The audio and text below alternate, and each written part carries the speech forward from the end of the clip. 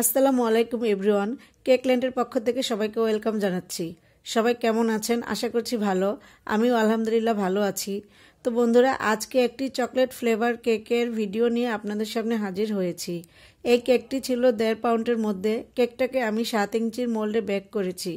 কেকটা আমি প্রথমে মোল্ড আউট করে নেব, তারপর কেকটাকে কেটে 3টি ভাগ করে নেব।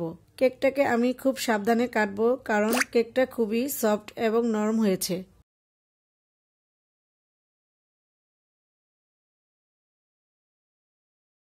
এবার সুগার সিরাপ দিয়ে দিচ্ছি। এবার চকলেট ক্রিম দিয়ে প্যালেট নাইফ দিয়ে ক্রিমগুলো চারপাশে সমানভাবে ছড়িয়ে নিব।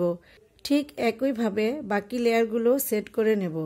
তো আমি কেকটা ফ্রিজে রাখবো না, একবারেই ফিনিশিং দিয়ে নেব, কারণ আমার হাতে সময় খুব কম।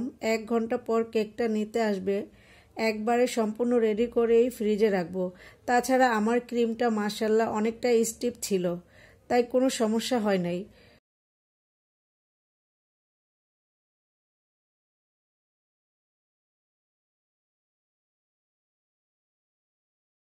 তো আমার ফিনিশিং দেওয়া শেষ। চকলেট কেক ফিনিশিং দেয়া আমার কাছে সহজ মনে হয়, খুব দ্রুত ফিনিশিং চলে আসে। এবার স্ক্রাবার দিয়ে চারপাশে একটু ডিজাইন করে নেব। আমি উপরে চকলেট গানাশ দিয়ে দিচ্ছি। বন্ধুরা, দেখতেই পাচ্ছেন আমার গানাশটা জমে শক্ত হয়ে গিয়েছিল, মনে হচ্ছে যেন পাইপিং ব্যাগ থেকে পড়ছে না। তো আমি চামচ দিয়ে ঘুরিয়ে ঘুরিয়ে একটু ডিজাইন করে নেব। এবার একটি 19 নাম্বার স্টার নজেল দিয়ে কেকের এক সাইডে গোলাপ বানিয়ে নিব। এরপর এর উপর কিছু চকলেট টপার বসিয়ে নিব। এই টপারগুলো আমি আগে বানিয়ে রেখেছিলাম। এবার কিছু চকলেট চিপস দিয়ে নিব, তারপর একটি বার্থডে টপার লাগিয়ে দেব। তো বন্ধুরা, এটা হচ্ছে কেকের ফাইনাল লুক। বন্ধুরা, কেকটা কেমন হয়েছে অবশ্যই কমেন্টে জানাবেন।